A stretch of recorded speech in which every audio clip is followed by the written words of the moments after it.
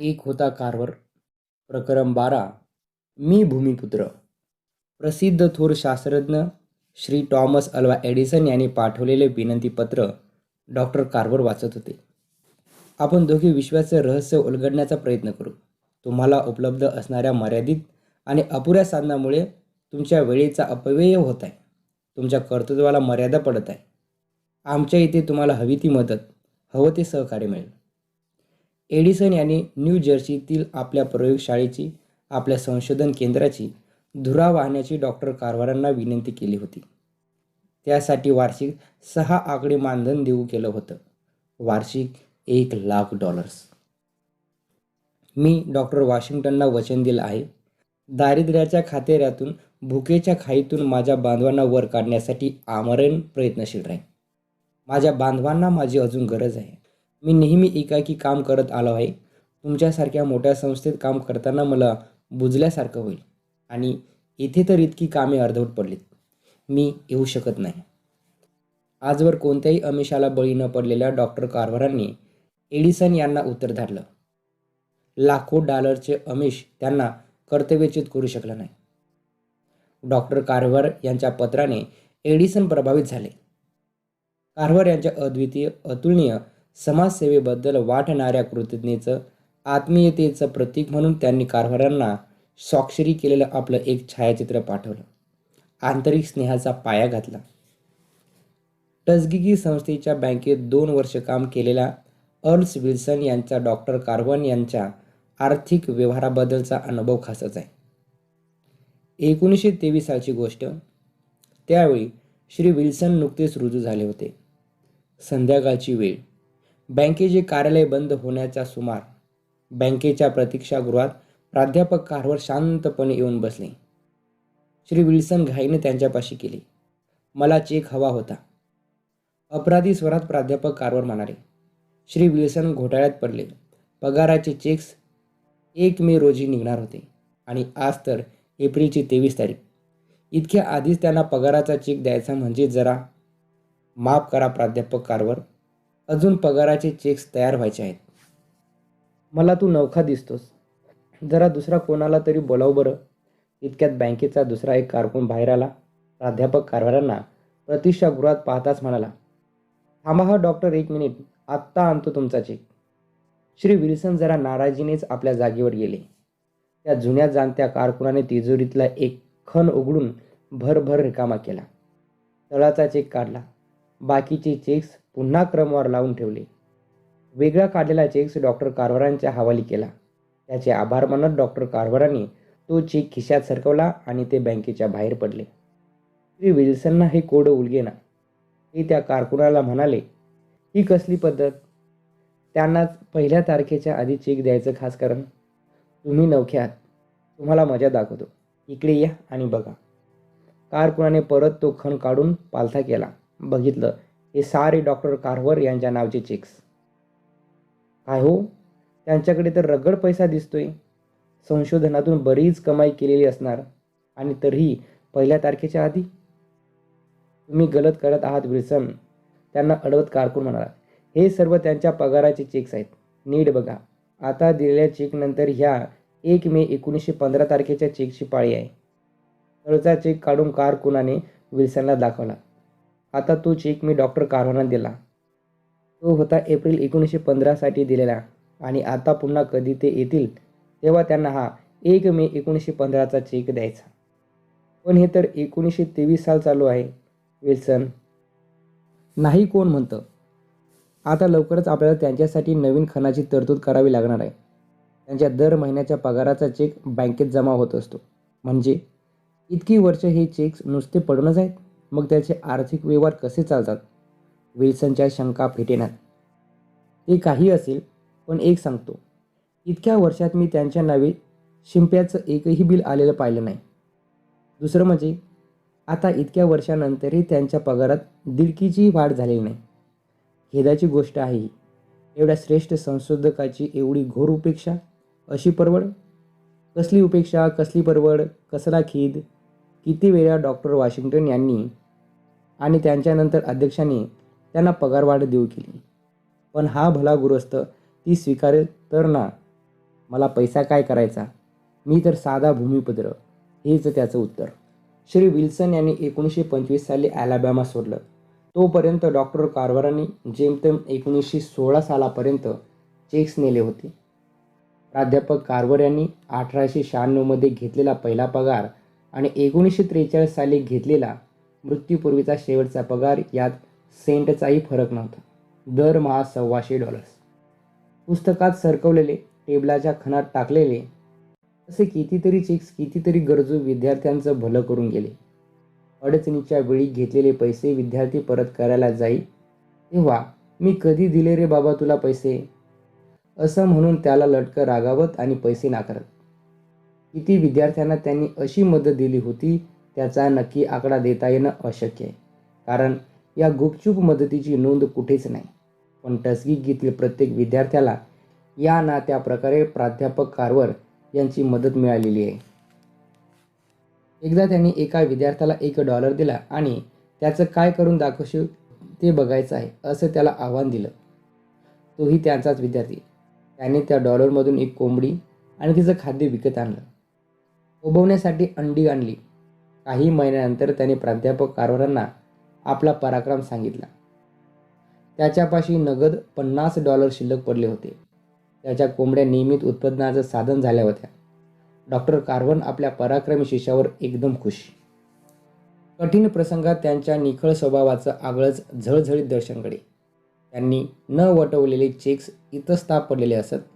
ते जमा करून बँकेत भरावेत म्हणून बँकेचा कोषाधिकारी लोगन हाही त्यांच्याच माजी विद्यार्थी याने लकडा लावला. बरीच खटपट करून त्याने सारे चेक्स बँकेत जमा करायला लावले आणि दुर्दैव म्हणजे त्याच साली 1933 फेब्रुवारी महिन्यात अमेरिकेला मंदीचा तडाखा बसला.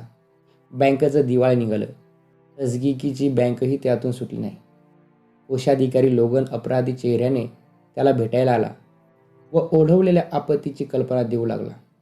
आयुष्याची सारी कमाई घालून बसलेल्या डॉक्टर कार्व्हरने त्याला काय उत्तर द्यावं. जिकडे तो पैसा गेला तिकडे तो माझ्यापेक्षा नक्कीच जास्त उपयोगी पडेल. गरजूंना त्याचा उपयोग होतो, यात वाईट ते काय. तेव्हा त्याच्या अवतीभोवतीचं जग पैशासाठी कष्टत होतं, पैशाशी भांडत होतं, पैशासाठी जगत होतं, पैशासाठी मरत होतं. त्यावेळी डॉक्टर कार्व्हर पैसा एक विनिमयाचं किरकोळ साधन म्हणून त्याचा गरजेपुरता वापर करत होते. त्यांना पैशाची गरज बहुधा नसेच. पैशाचा मोह कसा तो नव्हता. सारी भूमी ज्याची त्या भूमिपुत्राला पैसा हवाच कशाला. पैशाच्या धनाला मोहाला बळी पडण्यापेक्षा आपलं कौशल्य, आपला सद्भाव आजूबाजूच्या लोकांच्या उपयोगी पडू देण्यात, त्यांचा उत्कर्ष साधण्यात त्यांनी धन्यता मानली. पैशाचं आमिष दाखवून टस्किगी शाळेपासून त्याला दूर नेण्याचे कित्येकांनी प्रयत्न केले. पण डॉक्टर वॉशिंग्टनना दिलेल्या वचनाला हा भूमिपुत्र अखेरपर्यंत जागला. आपल्या कर्मभूमीत टस्किगीत त्यांनी अखेरचा श्वास सोडला. फ्लॉरिडा राज्यातल्या भुईमुगाच्या पिकावर रोग पडला. डॉक्टर कार्व्हरनी रोग निवारणाचा सुलभ उपाय तिथल्या शेतकऱ्यांना सुचविला. पीक वाचलं. या उपकाराचा मोबदला म्हणून तिथल्या धनिक शेतकऱ्यांनी $100चा चेक पाठवला आणि दर महिन्याला असाच चेक पाठव असं कळवलं.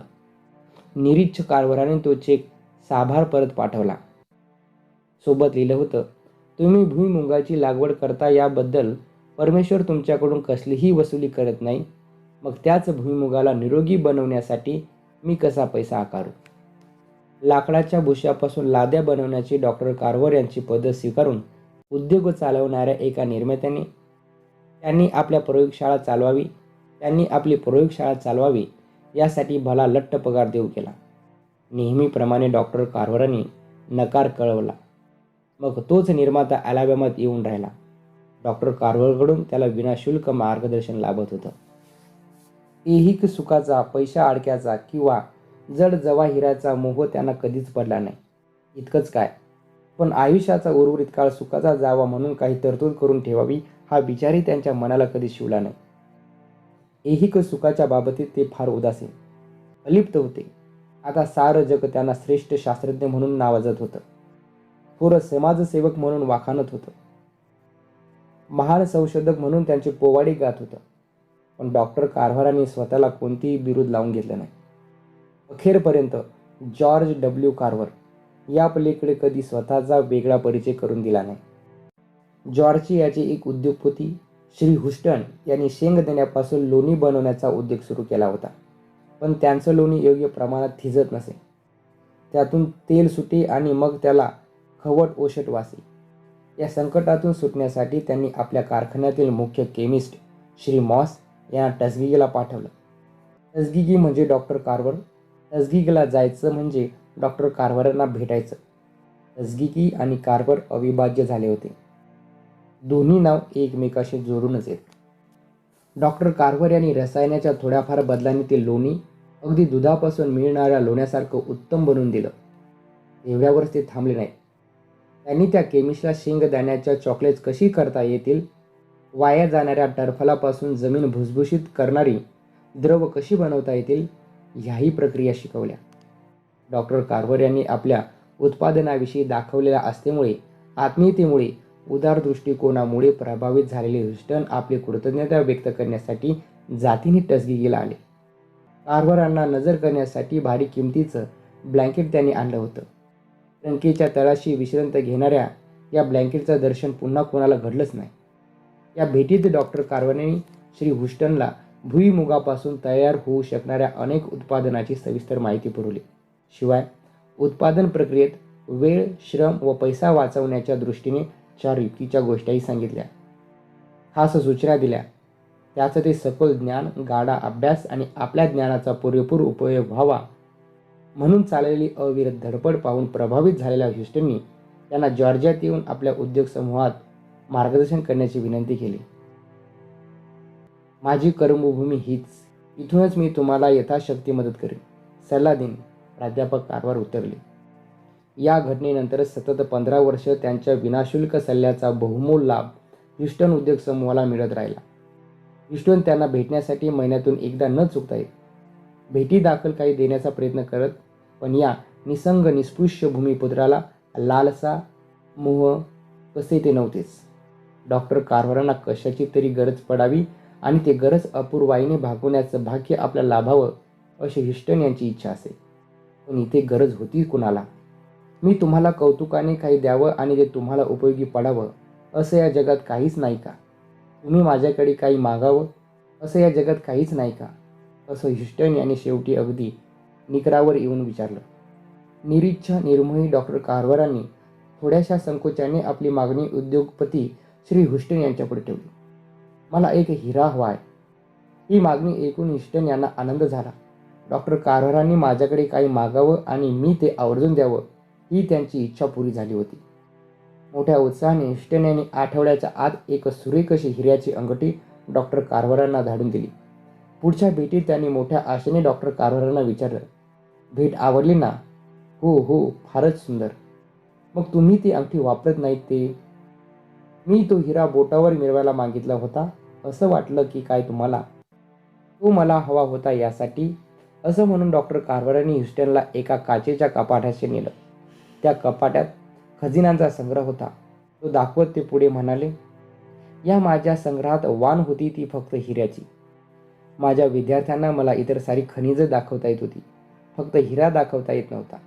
तुम्ही माझी अडचण दूर केलीत.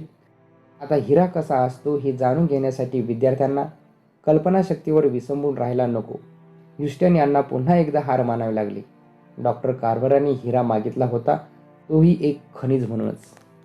ह्युस्टनही जिद्दीची. त्यांनी आपली इच्छा पुरी केलीच. एका शिल्पकाराकडून प्राध्यापक कार्व्हर यांचा कांस्य पुतळा घडवून घेतला आणि तो टस्गिगी संस्थेला समारंभपूर्वक अर्पण केला. कोणत्याही आमिषाला बळी न पडलेल्या प्राध्यापक कार्व्हरांना वैयक्तिक पातळीवर काहीच नको असे, पण आपल्यामुळे आपल्या वंशाला इतरांनी समजून घ्यावं असं त्यांना वाटे. मी इतके वर्ष दक्षिणेत माझ्या लोकांसाठी घालवल्यानंतर आता मी जर माझं कार्य अर्धवट स्थितीत सोडून गेलो तर ते काम माझं म्हणून ओळखलं जाणार नाही. माझ्या वंशाच्या लोकांना त्याचं श्रेय मिळणार नाही. मी जे काही करतो आहे त्याचा लाभ, त्याचं श्रेय माझ्या वंशाला मिळाले पाहिजे. जगाच्या कोपऱ्यातून लोक त्यांचं मार्गदर्शन मिळवण्यासाठी धडपडत होते. आपल्या पंचवार्षिक योजनेच्या कामी शेतीविषयक सल्ला देण्यासाठी रशियाने आमंत्रण दिलं होतं. मेक्सिकोचे खान मालक त्यांना पाचारत होते. वेस्ट इंडिजला आपल्या उत्पादनाचा दर्जा उंचावण्यासाठी डॉक्टर कार्व्हर यांची अमूल्य मदत हवी होती. कोणी आपल्या निकट जमिनीचा नमुना म्हणून तिच्या दुरुस्तीवर उपाय विचारत होता, तर कोणी आपल्या शेतात उगवलेलं चिपाड टसगिगीच्या डॉक्टर पुढे आणून ठेवत होता. एकदा तर कमालच झाली. एकाने आपला अर्धांग वाईने लुळा पडलेला मुलगा त्यांच्या समोर ठेवला. एक नवं प्रश्नचिन्ह. आतापर्यंतच्या त्याच्या संशोधनाने शेंगदाणा तेलात काही औषधी गुणधर्म आहेत याबद्दल त्यांची खात्री झाली होती. आपल्या विद्यार्थी दशेतील हस्तकौशल्याला शेंगदाणा तेलाची जोड देऊन बऱ्याच जणांची किरकोळ दुखणी, वेदना दूर करून कमकुवत स्नायू पुन्हा कार्यक्षम बनवण्यात त्यांनी यश मिळवलं होतं. मध्यंतरी डॉक्टर कार्व्हर यांनी एक सौंदर्य प्रसाधन तयार केलं होतं. शेंगदाण्यापासून तयार केलेलं फेस क्रीम त्यांनी आपल्या सहकारी शिक्षकांना वापरायला लावलं होतं. काही दिवसांनी त्या शिक्षकांनी तक्रार केली होती, "डॉक्टर साहेब, तुमचं क्रीम फार छान आहे, पण त्यामुळे किनई चेहऱ्याचे स्नायू हळूहळू मांसल आणि गुबगुबीत होत जातात. गाल गोबरे दिसतात." ती तक्रार प्राध्यापक कार्व्हरांना आठवली. त्याची कळी खुलली. चेहऱ्याचे स्नायू गुबगुबीत करणाऱ्या मलमासारखं काहीतरी तयार करायला हवं. पण या मुलाचे, जॉस्टनचे पाय सापच लुळे आहेत. कार्व्हरांनी जॉस्टनच्या आईवडिलांना कसलंच आश्वासन दिलं नाही, पण आपल्या उपचारांना तातडीने सुरुवात केली. मिशिगन येथे भरलेल्या तृतीय राष्ट्रीय केमर्जी सभेत त्यांनी अनेक स्लाइड्सद्वारे लोकांना दाखवून दिलं की त्यांच्या उपचारामुळे लुळा जॉस्टन्स कुबड्याच्या आधारे हळूहळू चालू लागला आणि आता तोच मुलगा प्रदीर्घ उपचारानंतर कॉलेजच्या बेसबॉल आणि फुटबॉल संघातील खेळाडू म्हणून चमकतोय. निर्जीव व अकार्यक्षम स्नायू पूर्ववत कार्यक्षम बनवणं हा या भुईमुग तेलाचा गुणधर्म आहे किंवा नाही याचा निश्चित दावा मी करू शकत नसलो तरीही गेली काही वर्ष मी सातत्याने त्या तेलाचं मालिश करून अनेक रुग्णांना आराम मिळवून दिला आहे, ते मात्र निश्चित. त्यांच्या केमर्जी सभेतील व्याख्यानाचे पडसाद देशभर उमटले. देशाच्या कानाकोपऱ्यातून अर्धांग वायूने ग्रासलेले मुलांचे आईबाप डॉक्टर कार्व्हर यांच्याकडे आपल्या मुलांना आणू लागले. त्यांची एवढी गर्दी असे की सुट्टीचा एकमेव रविवारही रुग्णावर उपचार करण्यात जाऊ लागला. खेरीज या बाबतीत सल्ला विचारणी, अडचणी सांगणारी पत्र असंख्य असत. महिन्याला 1,500 ते 2,000 पत्र या विषयावरची असत. जवळजवळ 250 रुग्णावर त्यांनी उपचार केले. पैकी काही रुग्णात बरीचशी सुधारणा झाली होती, तर उरलेले रुग्ण संपूर्णतः बरे झाले होते. हा त्याचा हातगुण की तेलगुण हे वैद्यकीय क्षेत्रातील तज्ज्ञही एकमताने ठरवू शकले नाही. डॉक्टर कार्व्हर स्वतः वैद्यकीय शास्त्रज्ञ नसल्याने तेही आपल्या या उपचाराचं अधिकृत समर्थन देऊ शकत नव्हते. 1932 मधील पोलिओच्या भयानक साथीत संपूर्ण अमेरिकेत हजारो मुलं लुळी झाली. दक्षिणेतील निग्रो किंवा गोरी मुलं डॉक्टर कार्व्हर यांच्याकडून उपचार करून घेण्यासाठी तर येत होतीच, पण उत्तरेच्या अगदी कोण्याकोपऱ्यातूनही अशी मुलं टसगिगीला आणली जात. अशी लुळी मुलं मांडीवर घेऊन आपली पाळी येण्याची वाट बघत कित्येक लोक डॉक्टर कार्व्हरांच्या दाराशी रांगेने बसलेले असत. त्यांच्या या उपचारावर साऱ्या देशाचं लक्ष केंद्रित झालं होतं. जॉर्जियात एक मोठं पोलिओ क्लिनिक होतं, परंतु तिथे निग्रो मुलांची वर्णी लागत नव्हती. परिणामतः 1939 साली नॅशनल फाउंडेशन फॉर इन्फंटाईल पॅरालिसिसने प्रचंड निधी जमवून टसगिगीत पोलिओ सेंटर उभारण्यात मदत केली. तिथे अस्थितज्ञ डॉक्टर शेनॉल्ट यांची संचालक म्हणून नियुक्ती झाली. डॉक्टर कार्व्हर यांच्या मसाज कौशल्याविषयी डॉक्टर शेनॉल्ट म्हणतात, त्यांना शरीरशास्त्राचं सखोल ज्ञान होतं. त्यांच्या बोटांना मृत स्नायू कळत. एखाद्या निष्णांत फिजिओथेरपिस्टपेक्षाही अधिक कौशल्य त्यांच्या हातात होतं. पण इतकं असूनही एखादा निगर म्हणून अवहेलना करून मन दुखवायला तयार असेच. एक असाच आडदांडा गोरा रांग मांडून रोगी तपासण्याच्या खोलीत घुसला. डॉक्टर कार्व्हर एका लहान मुलाला तपासण्यात व्यग्र होते. "माझा पाय दुरुस्त करा." "मला ते शक्य नाही." एवढंच म्हणून डॉक्टर कार्व्हर पुन्हा त्या मुलाला तपासू लागले. "माझ्याकडे पाठ फिरवतोयस निगर?" तो आडदांड खेचकला. 100 मैलावरून आलो पाय दुरुस्त करून घ्यायला, तो काय नकार ऐकण्यासाठी? काही चांगलं कारण सांगा. डॉक्टर कार्व्हरांना असले तमाशे आवडत नसत. एरवी ते अशा प्रसंगी सरळ चालते झाले असते, पण आता त्यांना बोलणं भागच झालं होतं. ते म्हणाले, "माझी प्रार्थना काय किंवा औषध काय तुझं मन निर्मळ करायला असमर्थ आहे." डॉक्टर कार्व्हर यांनी आपल्या या शेंगदाणा तेलाचं पेटंट कधीच घेतलं नाही. उलट किफायतशीर दरात ते गरीबातल्या गरीबाला कसं उपलब्ध होईल याचाच त्यांनी विचार केला. याच सुमारास जॉन्स हॉपकिन्स युनिव्हर्सिटीने त्यांच्या मार्गदर्शनाखाली उष्णकटिबंधातील अर्धपोटी मुलांसाठी शाकाहारी पूर्णान्नाची भुकटी तयार केली आणि कित्येक अर्धपोटी मुलांना सैनिकांना जीवनदान दिलं. बाल्टिमोर शहरात निग्रोसाठी असलेला मॉर्गन कॉलेजमध्ये डॉक्टर कार्व्हर व्याख्यानासाठी येणार आहेत याचा सुगावा हॉपकिन युनिव्हर्सिटीच्या वरिष्ठांना लागताच त्यांनी ही संधी साधून त्यांचा सत्कार करायचं ठरवलं. पैसा व कीर्ती या दोन्हीकडे पाठ फिरून अव्याहत प्रयत्नशील राहिलेल्या या निगृढ तपस्व्याचा सत्कार करण्याची योजना आखली गेली. निमंत्रणाच्या याद्या तयार झाल्या. मॉर्गन कॉलेजचे रजिस्ट्रार श्री एडवर्ड विल्सन यांचंही नाव त्या यादीत होतं. बाल्टिमोर शहरात प्राध्यापक कार्व्हर यांनी प्रवेश केला. तो आपल्या नेहमीच्या वेशातच. तोच पेटंट विटका कोट, तीच ठिगळलेली पॅन्ट, तेच जुने पुन्हा पुन्हा दुरुस्त केलेले बूट. जेव्हा तुम्ही आयुष्यातील सामान्य बाबतीत असामान्य यश मिळवाल त्यावेळी साऱ्या जगाचं लक्ष तुमच्यावर केंद्रित झालेलं असेल. कचरा म्हणून टाकाऊ ठरवलेल्या पदार्थापासून टिकाऊ काही बनवू शकता का? तुम्हाला कदाचित वाटत असेल की तुमची गरज आहे त्याच समाजात तुम्ही अधिक चांगलं कार्य करू शकाल. पण हेही लक्षात ठेवा, तुमच्या कष्टाची आणि तुमचीच उपेक्षाच होणार आहे अशाही ठिकाणी तुमच्यापैकी काहींना जावं लागेल. तुमची आम्हाला गरज नाही अशा अदृश्य पाठही तुम्हाला दिसतील. फार पूर्वीपासून हे घडत आलेलं आहे. येशू ख्रिस्ताच्या बाबतीत हेच घडलं होतं. गॅलिलीतील त्याला आलेला अनुभव असाच नव्हता का? पण आता त्याच येशूला सारं जग त्राता म्हणतं. सर्वजनशील प्रतिभा ती की ज्यामुळे अवघ्या जगाला तुमचा आदर वाटतो, मग तुमचा वर्ण कोणताही असो. प्रश्न असतो तो एवढाच की जगाला जे हवं आहे ते तुम्ही देऊ शकता का? तुम्ही सत्याला ओळखाल तर सत्यच तुम्हाला मुक्त करेल. विज्ञान अभ्यासा, विज्ञानाची कास धरा, विज्ञानच तुम्हाला मुक्त करेल. त्याच्या भाषणातील एकही शब्द मॉर्गन कॉलेजच्या विद्यार्थ्यांनी खाली पडू दिला नाही. जीवाचे कान करून ते ऐकत होते. टाळ्यांच्या गजराने सारे सभागृह निनादत होतं. त्याच रात्री जॉन्स हॉपकिन युनिव्हर्सिटीत डॉक्टर कार्व्हर यांचा सत्कार समारंभ होता. युनिव्हर्सिटीचं सभागृह या थोर मानवाच्या स्वागतासाठी सजवण्यात आलं होतं. काही भव्य दिव्य घडणार या अनुभूत जाणीवेने सारा परिसर थरारून गेला होता. वातावरणात एक वेगळं चैतन्य सळसळत होतं. ठरलेल्या वेळी डॉक्टर कार्व्हर सभास्थानी आले. आपल्या त्याच पेटंट पोशाखात. कोटाच्या आतला शर्ट फक्त बदलला गेला होता. साधाच पण स्वच्छ शर्ट. त्यांच्या या स्पेशल ड्रेसकडे सारखं बघणं सभ्यतेला धरून होणार नाही म्हणून तो जो स्वतःला बजावत होता तरीही नजर पुन्हा पुन्हा त्यांच्या पोशाखाकडे वळत होतीच. या समारंभात श्री एडवर्ड विल्सन, मॉर्गन कॉलेजचे रजिस्ट्रार म्हणतात, विचार तरी काय करावा हेच समजेना. मस्तक सुन्न झालं होतं. मला कुठेतरी अपमानित झाल्याची भावना बोचत होती. पण थोड्याच वेळात हास्याचा लाटा सभागृहाच्या एका टोकाकडून दुसऱ्या टोकाकडे सरकू लागला.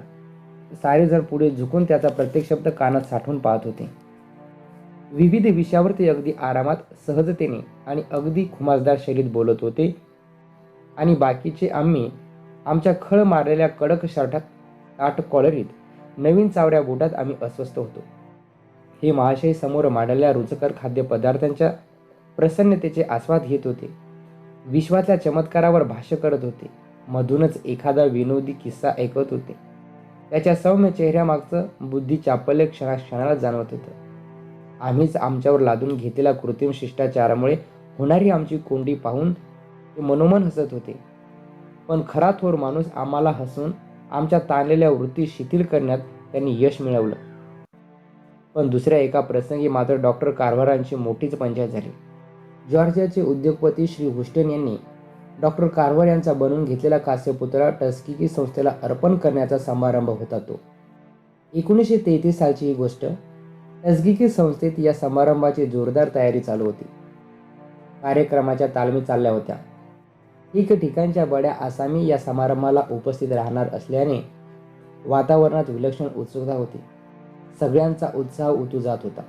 शांत होते ते डॉक्टर कार्व्हर. सगळी तयारी व्यवस्थित जमली खरी, पण या महाशयाच्या पोशाखाचं काय करायचं? साऱ्यांना अडचे टाकणारा आणि कधीच न सुटणारा प्रश्न. शेवटी संस्थेच्या काही वयस्कर मंडळीने मनावर घेतलं. दादाबाबाकडून समारंभास साजेचा पोशाख शिवणं डॉक्टर कार्व्हरांना भाग पाडलं. समारंभाच्या दिवशी मोठ्या मिनवत वारीने तो नवा पोषक त्यांच्या अंगावर चढवण्यात यश मिळवलं. समारंभाला सुरुवात झाली. व्यासपीठावरून त्यांच्यावर स्तुती सुमनं उधळली जात होती. त्यांच्या कर्तृत्वाचं अदम्य जिद्दीचे पोवाडे गायले जात होते. इकडे डॉक्टर कार्व्हर आपल्या नव्या पोशाखातल्या अस्वस्थपणे चुळबुळत होते. खास शिवलेल्या चुनीदार झग्यात घुसमटत होते. जसजसा टाळ्यांचा कडकडाट वाढत होता तसतशी त्यांची अस्वस्थ चुळबुळ वाढत होती. सभेला अभिवादन करण्यासाठी ते उभे राहिले. टाळ्यांच्या कडकडाटाने सभामंडप हादरला. व्यासपीठावर उभा होता एक ज्ञानवृद्ध वयोवृद्ध तपस्वी. आपल्या घोळदार पोशाखात अवघडलेला त्रासलेला ते कसेबसे म्हणाले, हा असला पोशाख मी कधी परिधान केलेला नाही, त्यामुळे मला काहीच सुचत नाही. जन्मात पुन्हा कधीही मी असलं पेहरणार नाही. आपला घोळदार पोशाख दोन्ही हातांनी सावरत ते व्यासपीठ सोडून तडक आपल्या खोलीवर आले. नेहमीचा पेटंट पोशाख चढवला आणि प्रयोगशाळा चालती झाली.